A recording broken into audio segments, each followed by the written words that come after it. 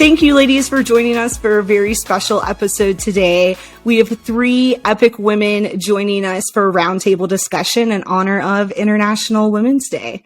So first we have Julianne. She is a creator and the owner behind Wild Brush.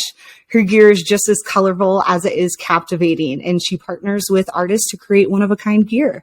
Welcome, Julianne. Thanks for having me. Of course. And next we have Francesca. She exudes the epitome of MYOG, and she posts her self-made outfits daily on her Instagram and recently became our 2023 maker sponsor. Welcome. Hey, thanks for having me. Yeah. And lastly, we have Kesniia. She is the mastermind behind Functional Clothing Lab. Her designs are futuristic and recently partnered with Palante to design their new hiking skirt. So welcome all the way from Greece. Yeah, nice to meet you. I did not know that was you. So exciting. Fun. Well, we definitely have a powerhouse of women makers today, and I know that there are more of you out there listening. So thank you for joining, and I'll get us kicked off. We have 2 categories. There's an MYOG category, and then I tried to create a design-specific category. So if you're listening and wanting to follow along, that's what we have coming up for you. So I'll get started. Julianne, what inspired you to get into MYOG? I did not ever think that I would be making gear. I've been sewing since I was like 4 years old, but I started climbing in college, and all of the chalk bags were just like solid black or like mustard yellow, which I love mustard yellow, but like I needed another option. So I started making my own chalk bags, and then it just kind of took off after that. I love that. What about you, Kesniia?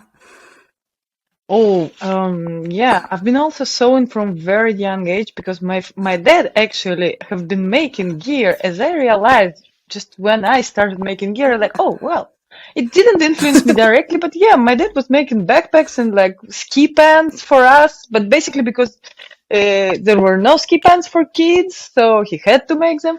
But I came to MYOG when I have a formal fashion design education, but I was really not into it, not into trends and all this look, and like I didn't care that much about that part.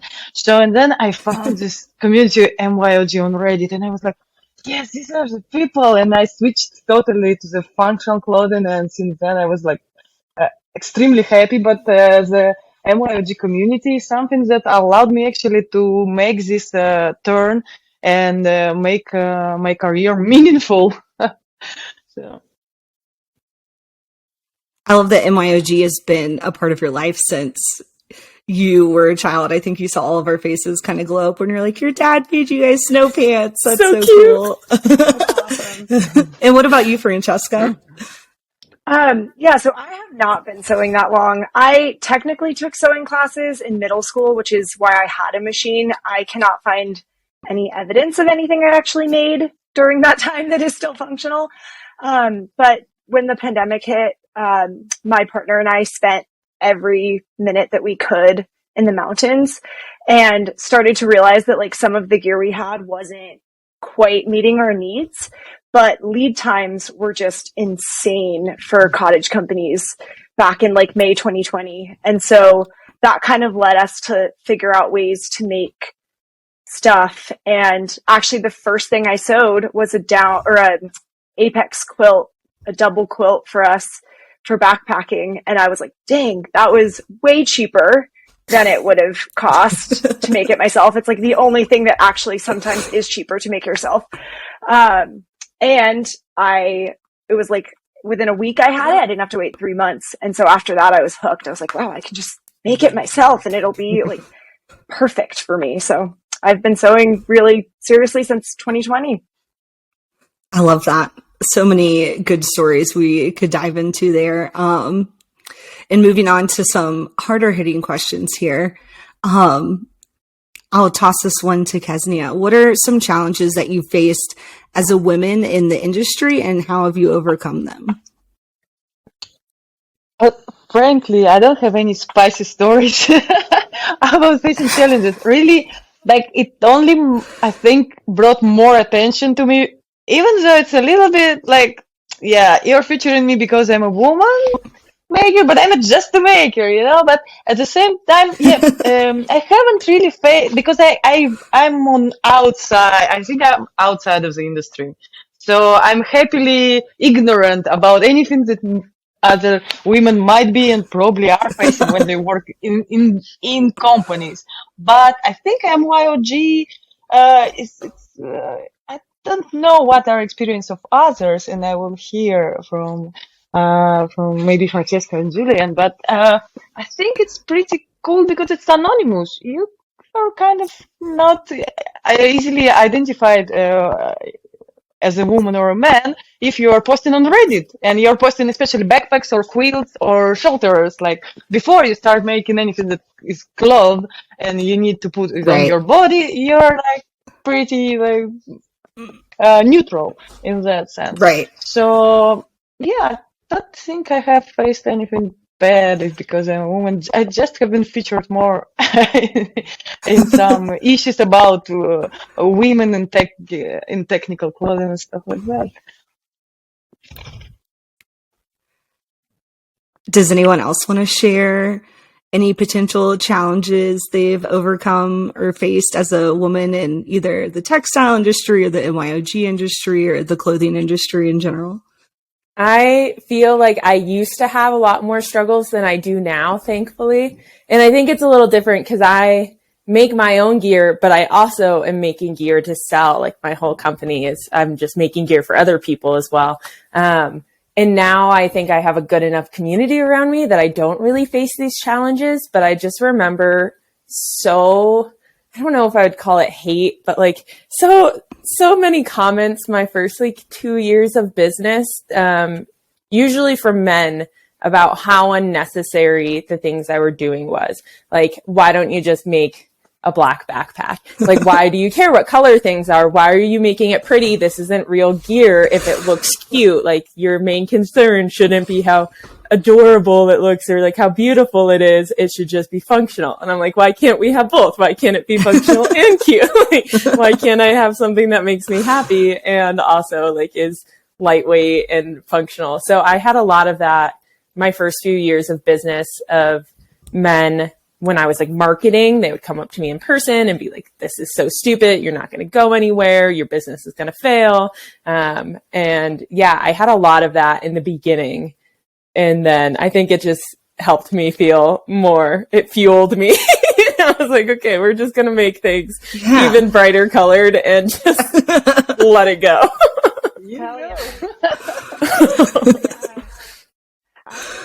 So I am not in the industry. Like, I am a hobby maker. So that is nice in that I'm like, I am not selling. I will not sell things to other people. I feel like that's just like a level of anxiety I can't tolerate of like what happens when it makes it to them. But I will, like, I've had that same experience of men specifically commenting on things I've made, just being like, what's the point of that? Or like, why are you doing? So I made something I was really proud of, was this like quilted insulated skirt that I used for like winter cross country skiing and seeing that. Yeah, like I love it. It's super functional. I love, like, in the winter I'm totally in like fleece lined leggings all the time, but like my legs get cold. And so I made this quilted skirt and I love it. And I posted on Reddit. So I also found the MYOG community through Reddit. And I posted the skirt and I was super proud of it. And like 99% of people were very supportive and great. And then someone was like, that seems really stupid. Like, cold air is just going to go up your butt. And I was like, I don't think that you understand how like a skirt works. Or like, I made this for myself. I like it. It's functional. And it was just some dude who was like, what's the point of a skirt? And it was like, all right, I don't know what to tell you. Doesn't understand clothing. I could get on a long rant about comments I know that I've heard about P-rags. That might take us down through another podcast, but that's kind of the same thing I'm hearing there is, or even not that I have these, there's nothing wrong with them, but the she fly, the zippered pants, I've definitely style. Yeah, I've seen people, men specifically, make comments about those, but your comment about the skirt is really great. And there's definitely, skirts are one of those things too that I think the trail is making more gender neutral. I would say that there's lots of guys that wear skirts and find benefit of the airflow in skirts. So it's one of those things that, and rain skirts are really taken off. It's one of those things that we're kind of putting in a box unnecessarily. But if maybe if he found the benefit of airflow in skirts, it'd blow him away. Literally, it'd blow the air right up the skirt up to his butt. So that's on him though. But so to that note, what do you think? Yeah, go for it, Kesniia. Yeah, I just listening all of this, I kind of start remembering things that I have had also kind of negative comments when I made a pink down shorts and I posted them. They were like kind of, but mostly, and this is more specific for the country that I'm coming from. I'm coming from Russia. I kind of had this kind of comments from guys from Russia that follow me. There is some part of these people who were. I thought I assigned it for them to be more close-minded and more raised in patriarchal society. So I didn't think it will happen also with what Julian, what you described. I'm so sorry that you had to hear all of this. Really, I'm surprised. I'm enraged a little bit, like that you had to go through. For sure. It's just like all these people that do they need to say this? Like. Yeah, I think it goes back to what Julianne said about cultivating her community, which I think you guys have all done a really good job about. Of like, if you have something nasty to say about my pink shorts, then go shop somewhere else. Like I feel like you all have the sense of self within all of you, of that kind of mindset of your own specific gear, and if people don't like it, then they can go kick rocks. So I have this like fun overlap of like, I make all my own clothes and do these like OOTDs and stuff, like super not gear related makes, and then I make these super technical makes, and like it is really fun seeing these like gear bros just be like, oh, that's an awesome dress, like that's that. So like I get comments on both sides. Like there are very supportive, awesome people, and I'm like, yeah. Hell yeah. For sure. And I think a lot of times, especially with the skills that a lot of you ladies have of making and clothing, which we'll get into specifically later, that even my male coworkers who are hopefully listening, Jameson and Isaac and Carter, they talk about how they can make a backpack and this really technical outdoor gear, and we've said it before on the podcast, when it comes to making clothes, they're like frightened. They're like, it is scary. So I think they do look to a lot of the women makers in that way of like, as a place of inspiration, because they feel comfortable in their triangles and squares and circles to branch out and make gear. Awesome. Well, thanks for sharing all of that, everyone. We might have already touched on this, but I'll follow up. How do you think the MYOG industry or the outdoor industry can be more inclusive of women?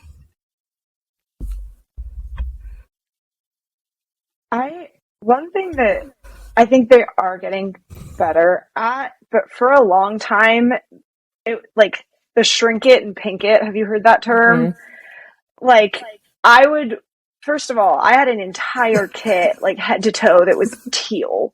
And no shade to teal, it's a lovely color, but it was like that or like pinks, which just aren't my vibe, like, which is fine.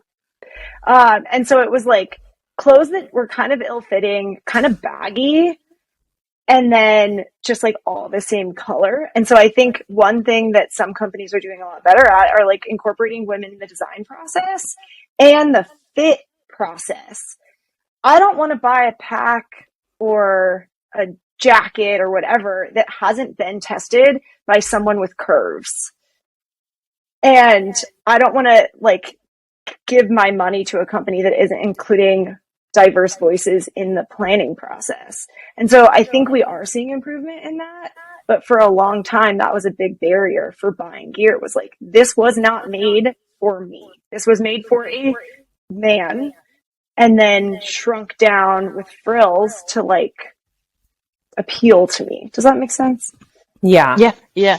Actually, when I wrote some time ago an article about women technical clothing, and I have, when preparing for this article, I have asked what are the pain points from women about their gear, and I have asked in 3 Reddit communities. One is lady cyclists, one is climber girls, and one shredder women. So just to get the feeling, because I myself am not representative, so, and I had overwhelming amount of comments about shrink it and pink it, about non-functional pockets, that are just like tiny, like, why can't we have men-sized pockets? About the colors that are, all the things that you mentioned, Francesca, and about the curves. I think this was by far one of the biggest complaints, that women bodies are more curvy and the ratios between different parts of the bodies are more variable. So you can have big breast, small waist, and medium hips, and it makes it much harder to find gear. Men are like more boxes; they are really anatomically do not have so much variety there. Yeah, like, but women, even some women were mentioning the size of biceps and size of calves being a problem for their gear, because the rest would fit, and then this would be squeezing because they have more muscular arms or legs. And this is just so the curve is not just the waist. Curve is all like the legs and arms everywhere. We have curves that companies unfortunately are not yet, I think, they haven't understood that the sizing has to be size range have to be broader. And of course, for them, business-wise, it's more difficult to do, because carrying larger size range, of course, it's for them more of a risk that something would be a dead stock. But, and I think it's touching on some question, Avery, that you had later on. I don't know, but maybe Yeah, we can go into that too. Yeah. It's just that what I believe the company should do is to design with alteration possibility in mind. So it should be designed leaving some seams to be easily altered, so that women can find to achieve fine great fit to achieve it after they buy the clothes, and even potentially in store. Big stores like REI could have this small department when they alter the gear that you buy so that it fits exactly your body. And I think that's how it should be, but I don't know if it is however would be. But this, I think, is a solution that is feasible if brands want to go that way and to be more women friendly. I think this would have been cool. Absolutely. I feel like there have been many times I've walked in, especially starting out, into an REI when I started out hiking, and I would try on hiking clothes, and I was just like, well, it felt very much like a man's shirt that they just like kind of put a little bit of, they tried to add almost like too much shape to it, to where it was like a very tight fitted shirt with the 2 pockets on the front and then the roll up sleeves. You guys all know what I'm talking about. But I think too, like athletic women, right? So if we're talking, like, I have a friend who is a badass skier, and she has quads, crazy, like actual muscle in her legs. And like she can't find pants that fit right, because if they fit her legs, there's just huge gaping at the waist. And it's like, well, no, she has like a smaller waist, and it's not even hips, it's muscle in the thighs. I have climber friends with like crazy lats. Like, you need to recognize, just like Kesniia said, like, curves are not just an hourglass. Like, that's not realistic. We're trying to fit, especially in gear, athletic women who are doing awesome things and have the muscles to show it, and need functional clothing that allows them to have range of movement and also look good. Like, I don't think we need to throw that to the wayside. Like, look good while you're kicking ass. Yeah, so that kind of goes in to my next question, which we just answered some of this, but what are some common fit issues that women face when it comes to outdoor gear and clothing? This could be gear related with backpacks, or it could be clothing related. And I know some things were just mentioned, but if we want to expound on any of those. I feel like the waist is an issue for everyone, regardless of what your body shape is. Like, this has me thinking about two female run companies that I love, Shredley and Alpine Parrot, that are both run by women, and they do clothing, and they have like, Alpine Parrot does like river shape and mountain shape. So it's like based off of what your body looks like, which I think is really, really inventive and something that we need to be bringing, because finding a pair of pants that fits your waist and your quads. Like, I played soccer growing up. I trail run, like my quads are huge. Trying to find pants that actually fit the waist or that don't fall down, because then if you're wearing like hiking pants and they're too big on your waist, then your pack is going to rub and then you're going to get blisters, and it's just horrendous. Everything just like compounds together. And then if your shirt doesn't fit, backpack straps from most companies are not made to be designed around breasts. So if you have a larger chest and you have straps that are just like digging into your collarbones and your shirt doesn't fit, you get these like, oh God, the amount of blisters and like gauze I've had to put on my body. Especially when you do the sternum strap right here. I'm always like, would joke that it was just like a busted can of biscuits. I was just like, this is very awkward for me. And you get the weirdest tan lines. Oh God.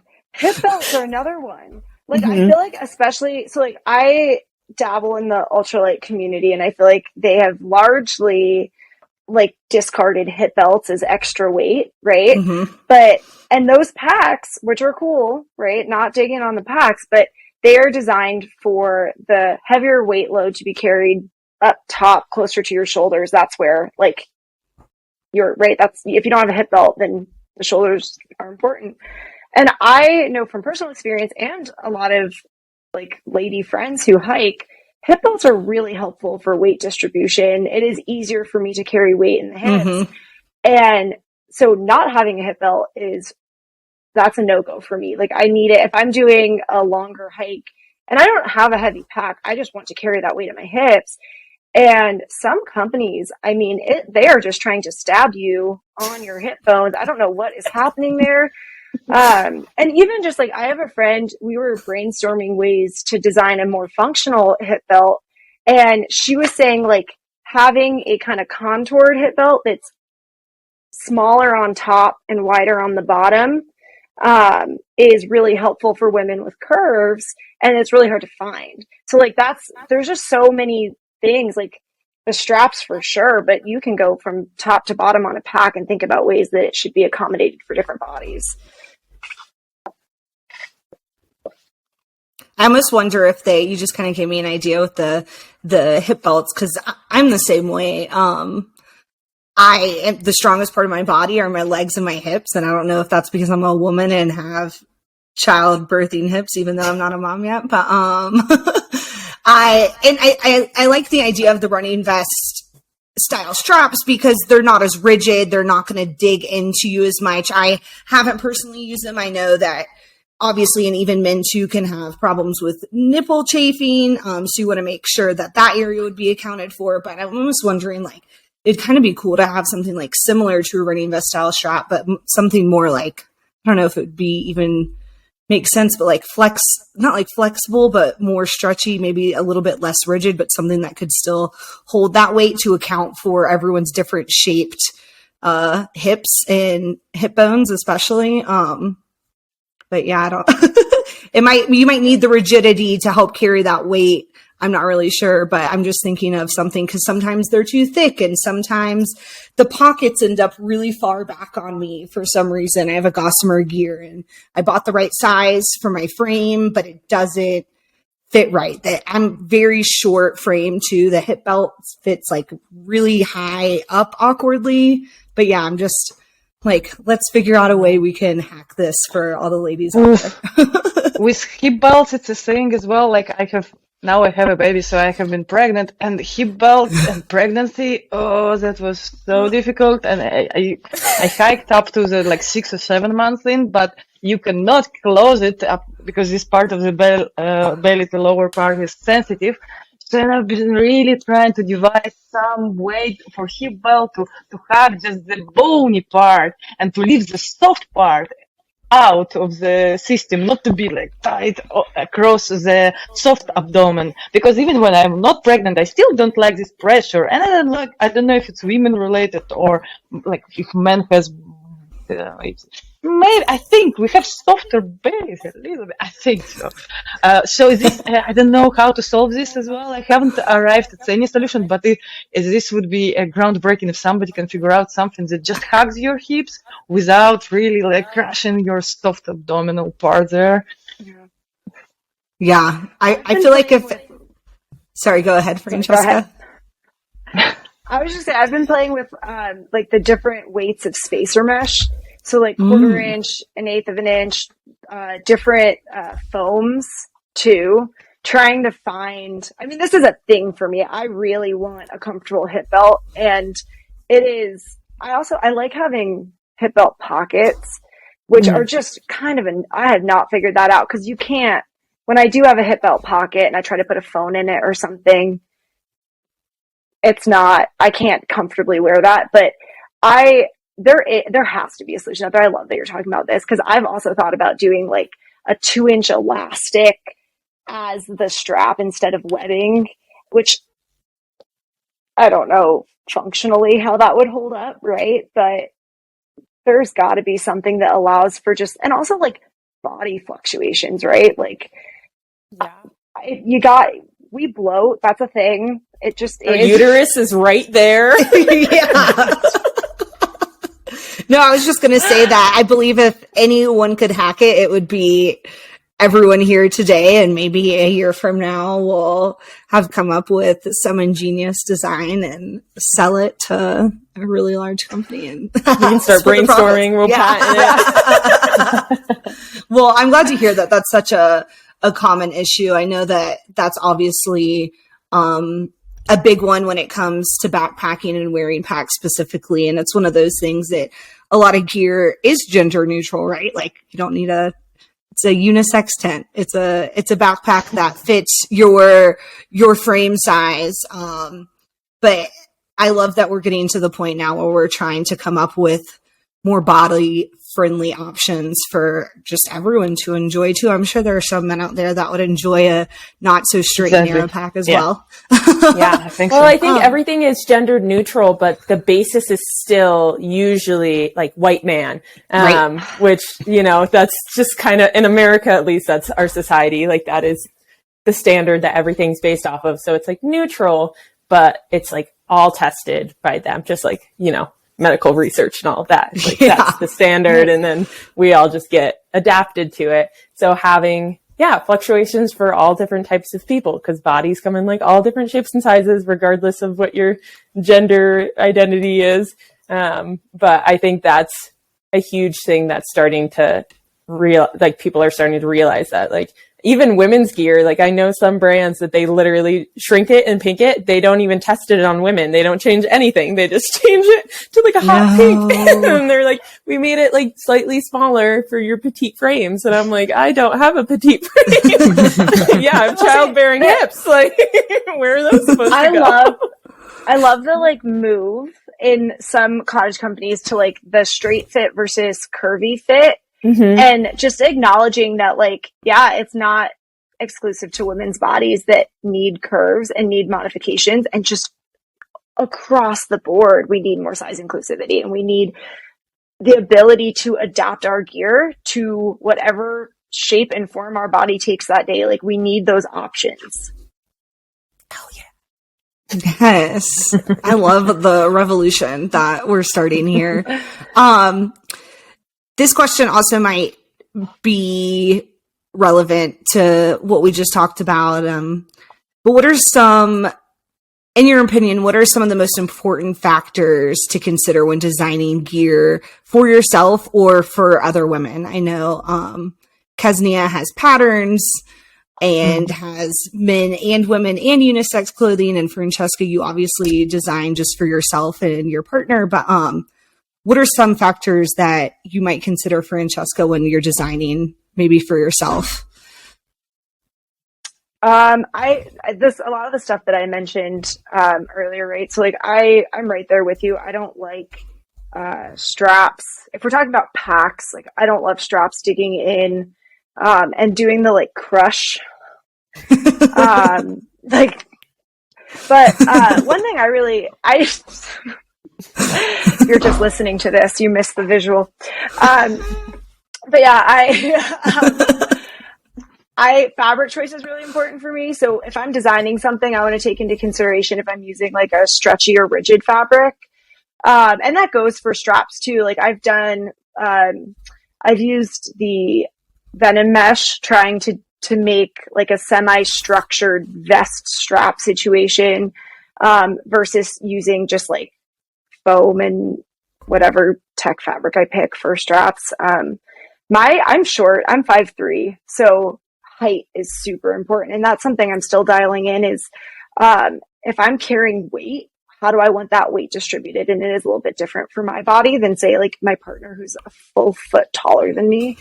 Like we carry our weight differently just based on how our bodies are shaped. So I would love to hear from you two who are actually designing gear for like the masses, because my body, like I've dialed it in for my body, but I'm not necessarily, like you said, Avery, I'm not trying to fit other people. I'm not making patterns that everyone needs to be able to use. So I would love to hear how you guys are designing.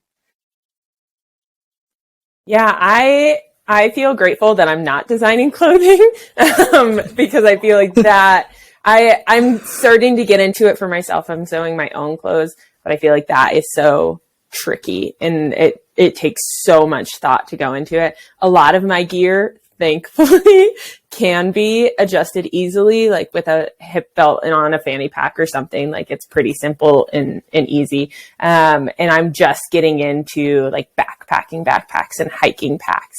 So that's a new thing that I'm currently working in. And I designed it for my body, and then I've just kind of like adjusted it slightly, but I have a long way to go. Because most of my gear traditionally hasn't needed sizing. Like it's a chalk bag or like a first aid kit. Like it's not something wearable. So it's something that I am still getting into and I'm still working with, but I design everything to fit my body, and then I test it on a bunch of people and get their feedback, and then kind of make those small adjustments along the way. Speaking from the side of as a person who designs clothing predominantly, I'm also biased. I design for my body, and that is something that I think that there should be just enough designers with different bodies who design more or less for their bodies, and just to cater to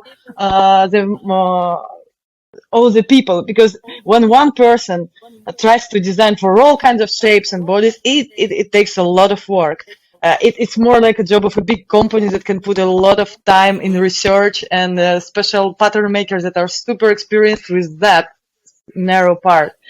But when I design clothing, of course, I have woman body in mind first, and even with unisex things or men things that I sell, still, like I start from making it for myself.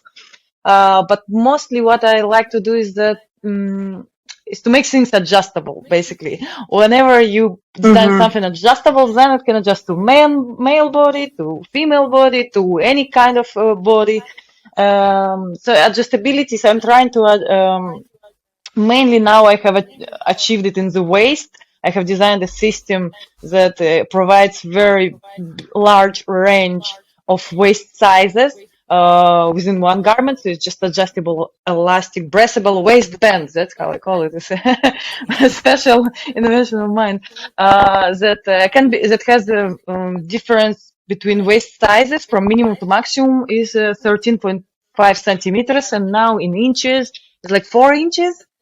That pretty much covers a lot of waist sizes, but even a lot of levels at which you can wear it, because that's one thing that's also specific for women. We can wear our pants on the waist level, and I think men do not do this. Since, I don't know, 50s or 40s, they stopped wearing their pants so high up.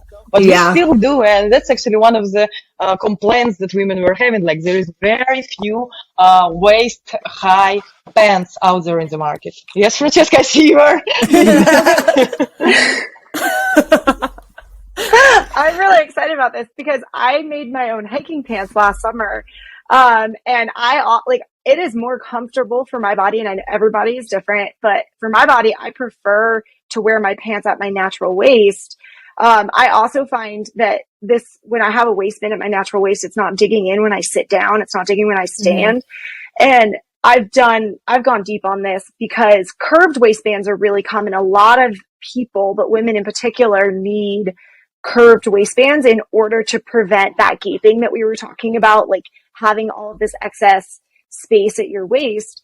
And one of the key identifiers of this is if you're wearing your pants lower, that is a curved part of your body, your waist, and that kind of, what is it called? Like the nape of your back. There's more of a curve, and you need a waistband that contours to your body a little bit more. Whereas for a lot of men, it is more straight, and a straight waistband will suffice in meeting them at like a mid-rise or low-rise level. Whereas on women's bodies, that is a very curvy area, just naturally, right? You have your hips, you have all the organs. I mean, men do too, but like change a little bit more.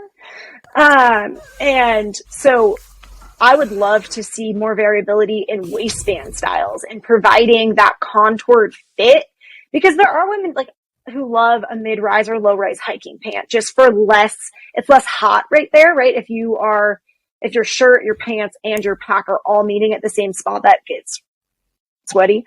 But it's hard to find patterns that are really designed for the curve right there. And so I agree, like there are a lot of people who are making to their body, and when that body is straighter, it's not going to adapt very well. So just for those of you out there trying to make pants, explore the curved waistband versus straight waistband, and you might find what fit you need for your body.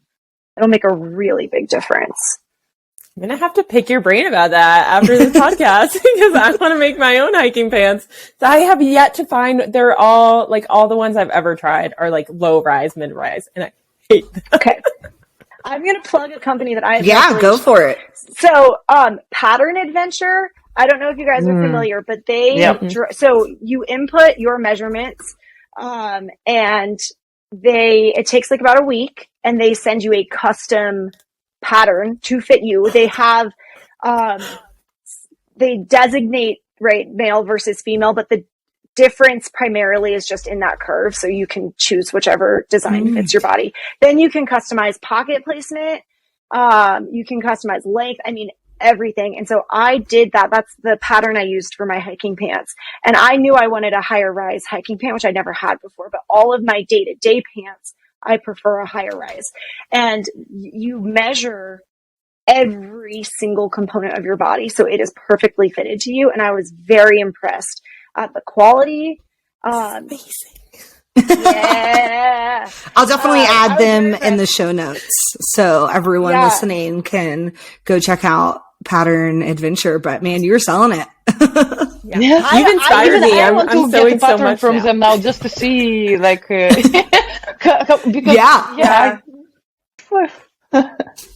That's awesome. And it's a curved waistband. And one thing they did that I had not anticipated too is the back of the waistband is higher. Like, and that really helps with coverage. And especially like I made mine out of a stretch woven, because I want my hiking pants to have that stretch and that ease. And it's so cool because when you bend over, or like I'm a stretcher, like when I put my pack down, I'm doing little trail yoga.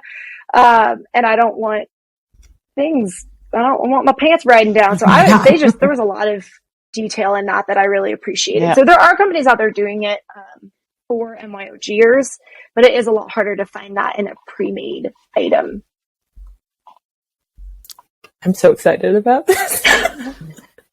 Going into something you said earlier, Francesca, and talking about fabrics, what role does material choice play in ensuring a good fit for women? I'm sure Kesniia will also have a wealth of knowledge for this one as well. Oh man. So one thing I found is if you're not planning for ease, like when you're design, because I design my own clothes, but I also use a bunch of patterns. I love kind of building off the resources that are out there. I don't need to reinvent the wheel if someone's already made a pattern that will do the job. But I think it really makes a difference. Breathability is really important for me. So I'm always looking for fabrics that can breathe. I feel a little hypocritical saying that after making like a sil nylon rain jacket, but stretch is my friend. I, especially for like outdoor activities, I really like to have pants that have some stretch. And if not, so like I made Suplex nylon shorts that I hike in a ton, but they're baggy intentionally because it is a stiff fabric and I needed that ease. So it's that they go together, right? So just make sure in my head, like if I am choosing to make a pattern that is really close fitted, I'm going to look for a fabric that has a little bit of give. If I'm making a fabric or a pattern that has more ease built in, then I'm going to be a little bit more open to fabrics that don't break in, don't have as much give or stretch. Yeah, and I'm the second. Following the second option of Francesca.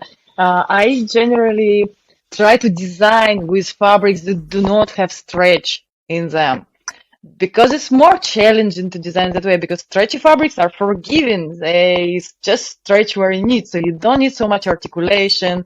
But at the same time, a lot of technical fabrics like waterproof breathable do not come in such a stretchy variety. So I choose intentionally to design for the fabrics that are rigid, or even I don't know if you're familiar with ETA-proof cotton. This cotton that is waterproof without any other layers. It's super stiff. Yeah. Oh wow! I've not heard of that. Is it coated or is it the weave that? No, it's not coated at all. That's the great thing. It's also known as Ventile. These are two names. It's originated, I think, from Europe. Maybe that's why it haven't reached actually. Actually, when I lived in US, I had to order it from Europe as well. So this is a special kind of fibers, very long fibers of cotton that are woven very, very tightly together. So when they are rained upon, the outer layer swells, preventing water from going through. And it can withstand it. It cannot. I don't know if there is a style that can withstand 10,000 and this is like milliliters per hour. I don't know, but it's 10,000. We are familiar with this metrics.